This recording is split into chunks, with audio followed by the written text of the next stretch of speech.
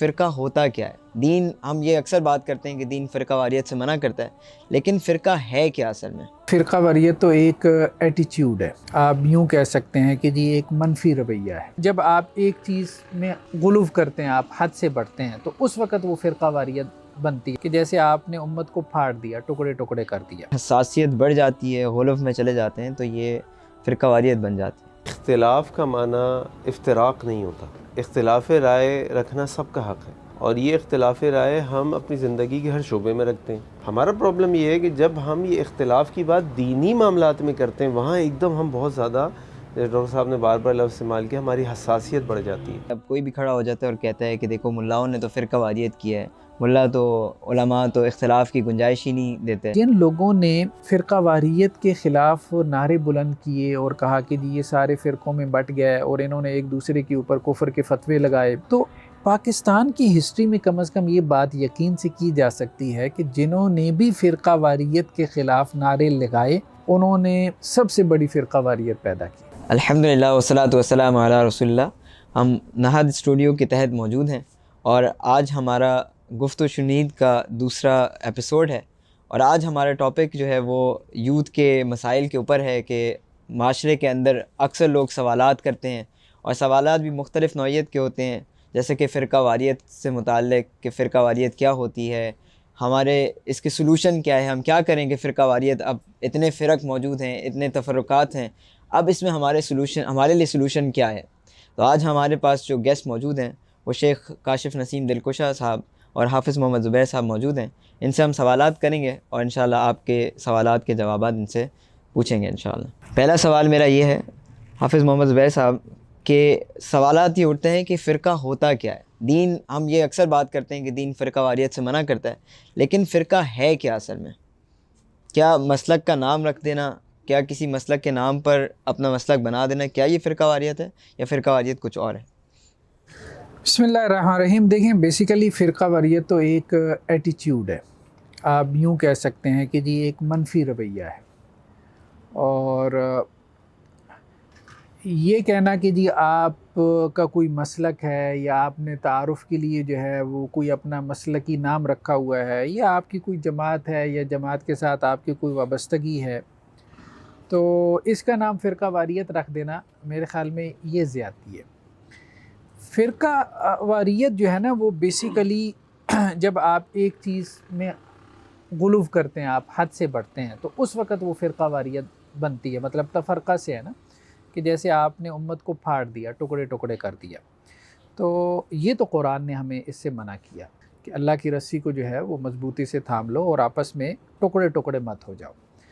تو یہ ایسی ہے کہ جیسے قرآن میں ایک جگہ پہ اللہ تعالیٰ نے سورہ حجرات میں کہا نا کہ وَجَعَلْنَاكُمْ شُعُوبًا وَقَبَائِلَ لِتَعَارَفُوا، اللہ نے تمہارے قبائل بنا دیے، مختلف قوموں میں تمہیں بانٹ دیا، خاندانوں میں تقسیم کر دیا تعارف کے لیے۔ تعارف کے لیے ہم نام بھی رکھتے ہیں، اب میں نے اپنا نام زبیر رکھ لیا، آپ نے اسحاق رکھ لیا، انہوں نے کاشف رکھ لیا، یہ فرقہ واریت تھوڑی ہے کہ کسی کا کوئی نام نہیں ہونا چاہیے، سب اپنا نام مسلمان رکھ لیں۔ نہیں، ایسے تو نہیں ہے، بس تعارف کے لیے، پہچان کے لیے، آئیڈینٹی کے لیے ہم اپنا نام رکھتے ہیں۔ تو اسی طرح سے اگر کچھ جماعتیں جو ہے وہ اپنا نام رکھ لیں، کچھ مسلک اپنا نام رکھ لیں، جیسا ہم دیکھتے ہیں کہ مہاجرین تھے، انصار تھے، کوئی فرقہ واریت تو نہیں پھیل رہی نا کہ مہاجرین کا ٹائٹل یا انصار کا ٹائٹل دینے سے کوئی فرقہ واریت نہیں پھیل رہی۔ تو اسی طرح قریش تھے، یہ قریشی ہیں جی، یہ کون ہے، یہ فلاں قبیلے سے ہیں، یہ فلاں قبیلے سے ہیں، تو وہ خاندانی نام ہو یا قبائلی نام ہو، یا اسی طرح سے آپ کے علاقائی نام ہو، یا کسی فرد کا نام ہو، یا جماعتی نام ہو، یا مسلکی نام ہو، اس میں میرے خیال میں زیادہ حساس ہونے کی ضرورت نہیں ہے کہ اس کے اوپر ہم فرقہ واریت کا جو ہے وہ لیبل چسپاں کر دیں۔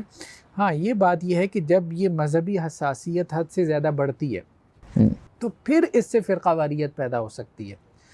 تو محض اپنے ساتھ کوئی ٹائٹل یا لیبل لگا دینے سے میرے خیال میں کوئی فرقہ نہیں بن جاتا، اس کی گنجائش موجود ہے کہ آپ جیسے دیکھیں نا، ہر ڈسپلن میں آپ دیکھیں، جیسے سائیکالوجی میں آپ دیکھیں کہ جی یہ فرائڈ کا school of thought, different school of thought, ٹھیک ہے، یہ سائیکو انالیسس والے ہیں، یہ بیہیویئرسٹ ہیں، ٹھیک ہے۔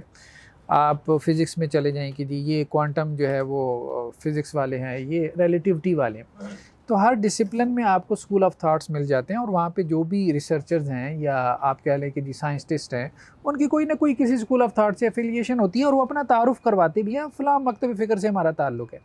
سیم جو ہے نا ہم دیکھتے ہیں ریلیجن میں بھی ہے، بھئی یہ حنفی اسکول آف تھاٹ ہے، یہ شافعی ہے، یہ مالکی ہے، یہ حنبلی ہے، یہ سلفی ہے، ماتریدی ہے، شریعہ فلاں یہ ہو۔ تو تعارف کی حد تک اگر ہو کہ میں فلاں اسکول آف تھاٹ سے ہوں، اس سے یہ ہوتا ہے کہ اگلے کو فوراً پتہ چل جاتا ہے کہ آپ کے کیا عقائد ہیں، کیا نظریات ہیں، کیا بلیفس ہیں، مطلب کیا سیٹ آف بلیف ہے، آپ کے ساتھ گفتگو کرنے میں اس کو آسانی رہتی ہے۔ تو آئیڈینٹی کے لیے، تعارف کے لیے ہو تو اس میں کوئی حرج نہیں ہے، لیکن جب یہ حساسیت بہت زیادہ بڑھ جائے، آپ اپنے تعارف کے حوالے سے اتنا زیادہ حساس ہو جائیں کہ آپ اپنے مسلک یا اپنے اسکول آف تھاٹ یا اپنے جو ہے نا وہ مذہب، اس کو اپنی اصل آئیڈینٹی کے اوپر ترجیح دینے لگ جائیں۔ مطلب اصل آئیڈینٹی تو نو ڈاؤٹ ہماری یہی ہے کہ ہوا سماکم المسلمین، اللہ نے تمہارا نام مسلمان رکھا ہے، تو اصل آئیڈینٹی تو ہماری ہے۔ لیکن اس آئیڈینٹی کے نیچے آئیڈینٹیز ہو سکتی ہیں، جیسے ہم نے کہا کہ وہ مسلمان تھے، پھر مہاجرین انصار بھی تھے، ٹھیک ہے، وہ مسلمان تھے، پھر قریشی اور غیر قریشی بھی تھے، تو اس کے نیچے آئیڈینٹیز میں کوئی حرج نہیں ہے۔ لیکن یہ ہے کہ اصل تعارف ہمیں ان آئیڈینٹیز کو نہیں بنانا چاہیے، یہ بات درست ہے، یا وہ جو ہماری جو سب آئیڈینٹیز ہے اسے ہماری اصل آئیڈینٹی کے اوپر غالب نہیں آ جانا چاہیے، یہ بات درست ہے۔ جب وہ آ جائے گا تو پھر ایک غلوف پیدا ہوگا، اور اس غلوف سے پھر یہ فرقہ واریت جو ہے وہ پیدا ہوگی۔ شیخ کاشف، سوال آپ سے یہ ہے کہ یہ جیسے حافظ محمد زبیر صاحب کہہ رہے تھے کہ یہ حساسیت بڑھ جاتی ہے، غلوف میں چلے جاتے ہیں تو یہ فرقہ واریت بن جاتی ہے۔ سوال یہ ہے کہ ہم اس کو حل کیسے کریں، یعنی حساسیت میں بڑھ جانے سے روکیں کیسے؟ یعنی ہم دیکھتے ہیں کہ ہم سے کوئی اختلاف کرتا ہے تو ہم غصے میں آ جاتے ہیں، ہم تعصب میں آ جاتے ہیں، تو اب اس کا سلوشن کیا ہے؟ آپ کیا سمجھتے ہیں کہ ہمارے نوجوان کیا کریں کہ وہ فرقہ واریت سے اپنے آپ کو بچا کے رکھیں، جیسا کہ قرآن نے منع کیا ہے کہ فرقے میں نہ پڑھو؟ السلام علیکم ورحمۃ اللہ وبرکاتہ۔ بسم اللہ الرحمن الرحیم۔ دیکھیں، سب سے پہلے تو ہمیں سمجھنے کی ضرورت ہے، ہمارے نوجوانوں کو بھی، ہمارے ہر قسم کے لوگوں کو، کہ اختلاف کا معنی افتراق نہیں ہوتا۔ اختلاف رائے رکھنا سب کا حق ہے، اور یہ اختلاف رائے ہم اپنی زندگی کے ہر شعبے میں رکھتے ہیں۔ آپ اپنے گھر میں ہوں، کسی بھی معاملے میں اگر گھر والے بات کر رہے ہوں، مثال کے طور پہ آج کھانے پہ کہاں جانا ہے، تو کوئی کہتا ہے جی میں یہ کھانا چاہتا ہوں، کوئی کہتا ہے میں یہ کھانا چاہتا ہوں، اچھا جی یہ کھانا کھانے کہاں جانا ہے، تو کہتا ہے جی مجھے یہاں کی یہ چیز پسند ہے، مجھے وہاں کی چیز پسند ہے۔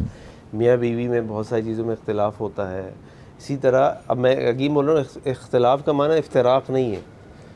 اختلاف کا معنی یہ ہے کہ ایک میرا اوپینین ہے، ایک آپ کا اوپینین ہے، ایک میری پسند ہے، ایک آپ کی پسند ہے۔ بالکل اسی طریقے سے آپ یونیورسٹی کی کسی سے بات کر لیں، کالج کی کسی سے بات کر لیں، کسی سبجیکٹ کی، جیسے ڈاکٹر صاحب نے کہا، بات کر لیں، ہر چیز میں آپ کو ڈفرینٹ اوپینینز ملتے ہیں، جس کو ہم آسان اردو میں کہتے ہیں جی، یا اردو میں ہم کہتے ہیں اختلاف ہے، انگلش میں کہتے ہیں ڈفرینس اوپینین ہے۔ ہمارا پرابلم یہ ہے کہ جب ہم یہ اختلاف کی بات دینی معاملات میں کرتے ہیں، وہاں ایک دم ہم بہت زیادہ، جیسے ڈاکٹر صاحب نے بار بار لفظ استعمال کیا، ہماری حساسیت بڑھ جاتی ہے، اور ہم سمجھتے ہیں جی اسلام یا دینی معاملات میں کوئی اختلاف نہیں ہو سکتا۔ ایسا نہیں ہے، یہ اختلاف صحابہ بھی موجود تھا، یہ اختلاف اللہ کے نبی صلی اللہ علیہ وسلم کے سامنے بھی آیا، کہ جب اللہ کے نبی صلی اللہ علیہ وسلم نے صحابہ کو حکم دیا کہ تم نے بنو قریظہ میں جا کے عصر کی نماز پڑھنی ہے، تو کچھ صحابہ، جب یہ صحابہ نکلے تو عصر کی نماز کا وقت ہو گیا، کچھ صحابہ نے کہا کہ نہیں بھائی، یہ تو اللہ کے نبی صلی اللہ علیہ وسلم نے اس لیے کہا تھا کہ جلدی کرنا، سستی نہیں کرنا، نماز کا وقت ہو گیا، لہٰذا ہم عصر ابھی پڑھیں گے۔ اور کچھ نے کہا نہیں، چونکہ اللہ کے نبی نے فرمایا تھا کہ بنو قریظہ میں پڑھنا ہے تو ہم بنو قریظہ ہی میں جا کے پڑھیں گے، چاہے نماز کتنی تاخیر ہو جائے، لیکن ہم بنو قریظہ میں ہی پڑھیں گے۔ اور دونوں نے اپنی اپنی اوپینین کے مطابق نماز ادا کی، اور جب اللہ کے نبی صلی اللہ علیہ وسلم کے سامنے یہ پوری سچویشن رکھی گئی، آپ نے دونوں کو ایکسیپٹ کیا اور کسی کو بھی کچھ نہیں کہا۔ اس کا معنی یہ ہے کہ ڈفرینس اوپینین ہو سکتا ہے، تو جب دینی معاملات ہوں تو اس کو بھی اسی طرح لیا جائے جیسے کہ اور معاملات ہیں۔ ہاں، اب یہاں پہ یہ بات ضروری ہے کہ دین چونکہ اللہ کا دین ہے، دین جو ہے وہ اوپن فیلڈ نہیں ہے جس کا جو دل چاہے بول دے اور کہہ دے اور کر دے۔ جیسے ابھی ہم اس پروگرام سے پہلے ڈاکٹر صاحب ساتھ ایک کسی موضوع پہ بات کر رہے تھے، اور ایک اوپینین پہ بات کر رہے تھے جس کا نہ کوئی سر تھا، نہ کوئی پیر تھا، اور نہ پتہ نہیں وہ کہاں سے وہ شخص وہ بات لے کر آیا۔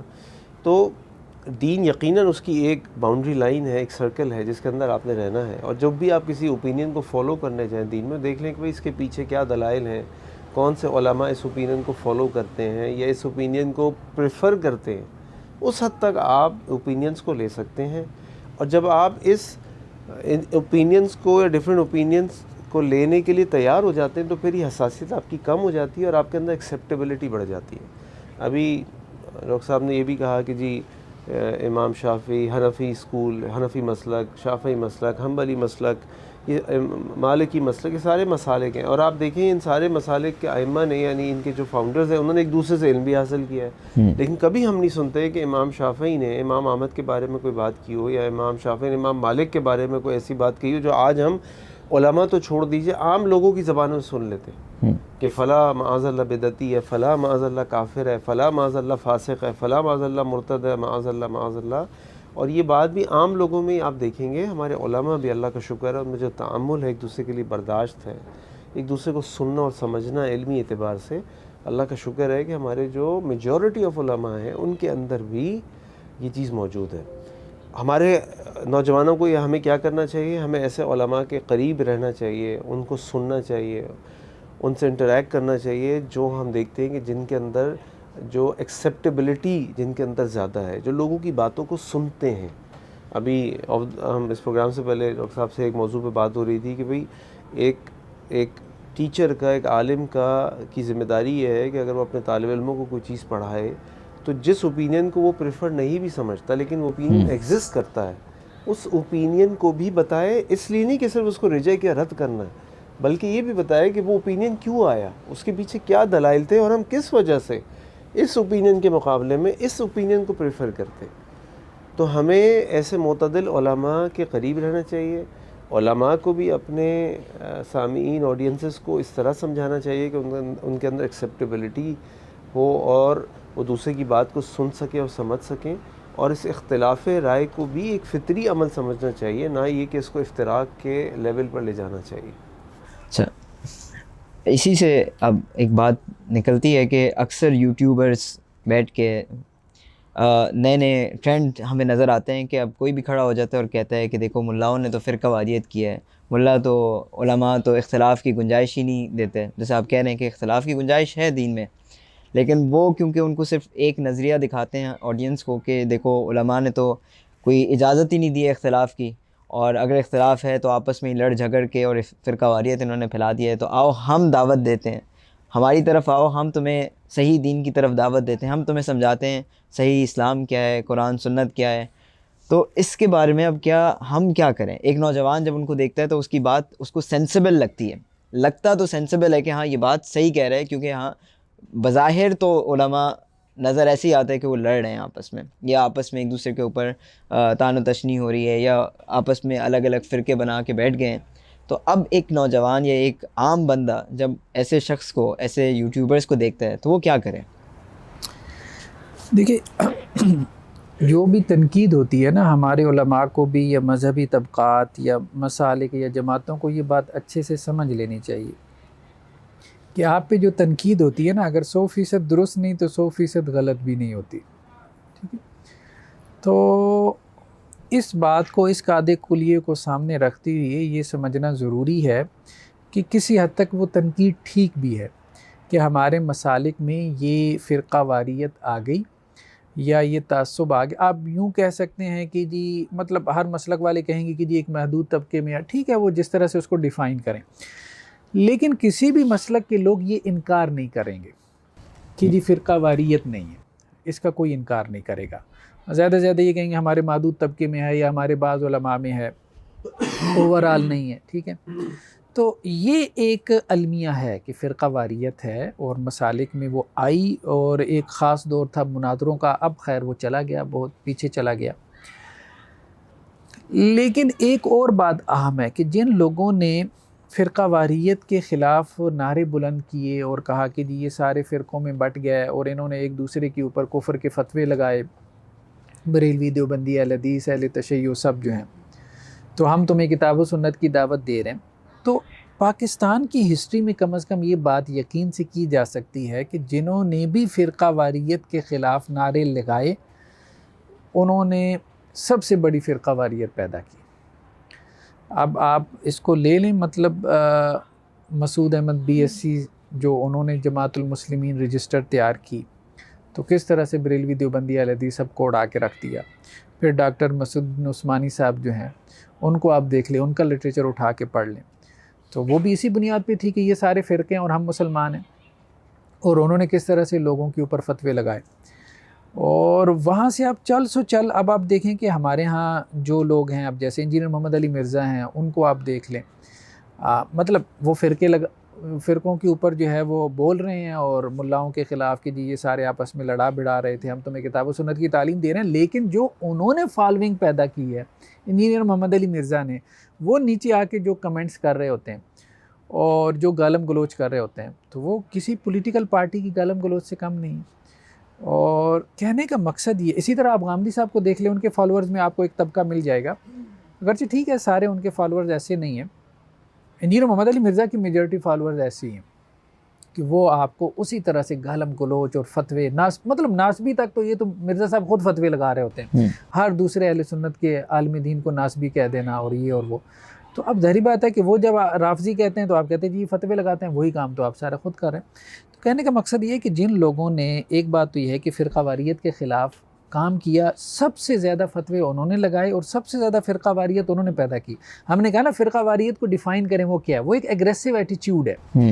وہ یہ ہے کہ لوگوں کو آپ دوسروں کی نفرت پہ کھڑا کرتے ہیں, یعنی فرقہ وارانہ کام کرنے والے کا نیگیٹو کام زیادہ ہوتا ہے. اب مثال کے طور پہ انجینئر محمد علی مرزا کا پازیٹیو کام کیا ہے؟ بل نیگیٹو کام آپ ڈھونڈنا چاہیں تو بہت زیادہ آپ کو مل جائے گا, ٹھیک ہے. اسی طرح سے غلام احمد پرویز ساری زندگی جو ہے وہ فرقوں کا انکار کرتے رہے, ملاؤں کو برا بھلا کہتے رہے. پازیٹیو کام کیا ہے؟ سارا نیگیٹو کام ہے. تو کہنے کا مقصد یہ ہے کہ جن لوگوں نے فرقہ واریت کے خلاف کام کیا ہے تو وہ خود ایک بدترین فرقہ بن گئے, اور لوگوں نے ان کی ایسے حمایت کی کہ جیسے جو یہ بات کر رہے ہیں تو بس وہ وہی کا درجہ رکھتی ہے, اور ان سے اختلاف کرنے کے اوپر جو ہے وہ آپ کو گالم گلوچ کی ایک جو ہے نا وہ تسبیح سنا دی جاتی ہے. اور ایک بات تو یہ, ایک مسئلہ تو یہ. دوسرا جو ہے نا جو چیز ہماری آبزرویشن میں آتی ہے وہ یہ ہے کہ سارے فرقوں کو ہم چھوڑ دیں, بریلوی دیوبندی اہل حدیث یہ تو روایتی فرقے ہو گئے نا. اب جو لوگ فرقہ واریت کے خلاف نعرے لگا رہے ہیں, کیا وہ خود ایک پیج پہ ہیں؟ مطلب ہم نے سارے فرقے چھوڑ دیے تو اب میں کیا کروں جی, میں غامدی صاحب کو سنا کروں یوٹیوب پہ کیونکہ وہ بھی فرقہ واریت کے خلاف ہیں, میں انجینئر محمد علی مرزا کے پیچھے چلوں وہ بھی فرقہ واریت کے خلاف ہیں, محمد الشیخ کے پیچھے چلوں وہ بھی. اب دیکھ غامدی صاحب نارتھ پول پہ, انجینئر محمد علی مرزا ساؤتھ پول پہ. صحیح بات ہے, ٹھیک ہے. بنو امیہ کے بارے میں یا یزید و معاویہ رضی اللہ عنہ کے بارے میں آپ ان کی بحثیں اٹھا کے دیکھ لیں, کہاں وہ شمال میں یہ جنوب میں کھڑے ہیں. محمد الشیخ کو دیکھیں تو وہ تو مریخ پہ ہیں, وہ تو یہ دونوں زمین پہ ہیں تو وہ مریخ پہ نظر آئیں گے حضرت. مطلب ان کی جو لیٹسٹ کلپ آیا ہے محمد الشیخ کا, وہ یہ کہتے ہیں کہ جی محمد الرسول اللہ اور محمد بن عبداللہ ایک شخصیت نہیں ہے. تو کہنے کا مقصد یہ ہے کہ اب یہ لوگ, اور وہ بھی ملاؤں کے خلاف بول رہے ہیں جی ملاؤں نے تمہیں یہ جھوٹ پڑھایا ہے, ساری ہسٹری پڑھا دی ہے اور یہ کر دیا وہ کر دیا, تو میں تمہیں سچ بتا رہا ہوں, میں تمہیں قرآن بتا رہا ہوں. بات یہ ہے کہ جن لوگوں نے فرقہ واریت کے خلاف بات کی ہے وہ خود یہ کہہ رہے ہیں کہ جی ساری سچائی تو ہمارے پاس ہے, ہم تمہیں قرآن بتا رہے ہیں, حدیث بتا رہے ہیں. اب ان میں سے کس کے پیچھے چلیں؟ ایک شمال کو جا رہا ہے, ایک جنوب کو جا رہا ہے, ایک مشرق کی طرف ایک کا منہ ہے, دوسرے کا مغرب, میں کس کے پیچھے چلوں؟ تو یہ خود فرقے نہیں ہیں. مطلب فرقوں کا انکار کر کے پہلے تو 4 تھے یا 3 تھے یا 5 تھے 7 تھے, ان کا انکار کر کے 70 فرقے بن گئے. اب ہر بندہ ایک فرقہ بنے گا نا, ہر بندہ ایک فرقہ بنے گا تو اس سے فرقہ واریت بڑھے گی. تو سوچنے کی بات یہ ہے کہ مسئلے کا حل یہ نہیں تھا. ہم یہ نہیں کہہ رہے کہ پرابلم آئیڈینٹیفیکیشن میں کہیں غلطی ہوئی ہے, پرابلم جو ہے وہ ٹھیک ہے کسی حد تک. وہ پرابلم جو انہوں نے یوتھ کو نظر آ رہا ہے, خاص طور پہ ہمارے جو یونیورسٹی گریجویٹس ہیں یا ان کو جو نظر آ رہا ہے نا کہ جی ہے, مطلب علماء میں مسئلہ ہے, اس کی وجہ یہ ہے کہ سوسائٹی سے دور ہیں, سختی بھی ہے, ایٹیچیوڈ پرابلم ہے, تو ان کے مسائل کا لحاظ رکھ کے فتویٰ نہیں دیا جاتا, ایک دوسرے کے مسلک کے بارے میں تعصب ہے, ایک دوسرے کے پیچھے نمازیں نہ پڑھنا, اور یہ سارے ایٹیچیوڈ پرابلم نظر آتا ہے. لیکن اس کو اس طرح سے ایڈریس کرنا کہ ان سب کو چھوڑ دیں, سب کو چھوڑ کے بھائی کہاں جائیں؟ پھر بتائیں نا, کون بتائے گا پھر؟ وہ بتانے والا کون ہوگا؟ وہ پھر یا مولانا ہوگا یا پھر غیر مولانا ہوگا. غیر مولانا ہوگا تو پھر 70 لوگ بیٹھے ہیں, یعنی 4 فرقوں سے نکل کے ہم باہر جائیں تو آگے 70 فرقے کھڑے ہیں. میں کس کے پیچھے چلوں؟ میں ایک عام آدمی ہوں, مثال عام آدمی کی بات کر رہا ہوں. یہ مسئلے کا حل نہیں تھا. ہمارے خیال میں مسئلے کا حل یہ تھا کہ آپ اپنے مسلک میں رہتے ہوئے، آپ اپنی جماعت میں رہتے ہوئے آپ اصلاح کی پوزیشن لیتے، ٹھیک ہے، مطلب ان میں خیر کا پہلو بھی تھا اور کچھ ان میں کمیاں کوتاہیاں بھی تھیں، آپ ان کے خیر کے پہلو کو اپریشیٹ کرتے اور جو ان میں کمیاں کوتاہیاں تھیں آپ اس کی اصلاح کرتے.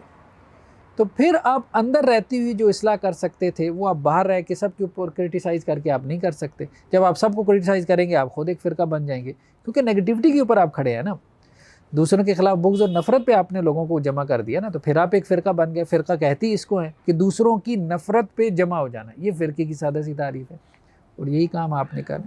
تو یہ مسئلے کا حل نہیں تھا جو حل نکالا گیا کہ جی تمام فرقوں سے اعلان برات کریں، بلکہ حل یہ تھا کہ مسالک میں رہتی ہوئی ان کی اصلاح کی پوزیشن لے لی جاتی. دیکھیں جس کی جس مسلک کی طرف نسبت ہے نا، وہ سمجھتا ہے کہ یہاں خیر کا پہلو غالب ہے. 100% کوئی بھی نہیں سمجھتا کہ یہ سب ٹھیک ہے. 100% تو کسی کی ہاں میں ہاں ملانی بھی نہیں چاہیے. آپ کہیں 70% ٹھیک ہے، 80% ٹھیک ہے، چلو 10 15 20% کے اوپر میں تھوڑا سا اس کی اصلاح کر لوں. عوام الناس کو ہم یہ مشورہ دے سکتے ہیں کہ جی ہر مسلک میں جو معتدل علماء ہیں، معتدل عالم دین کی کیا میرے نزدیک اس کی جو ہے وہ کیا کرائیٹیریا، میں کہتا ہوں جی 2 چیزیں اگر کسی عالم دین میں ہونا تو وہ معتدل ہے.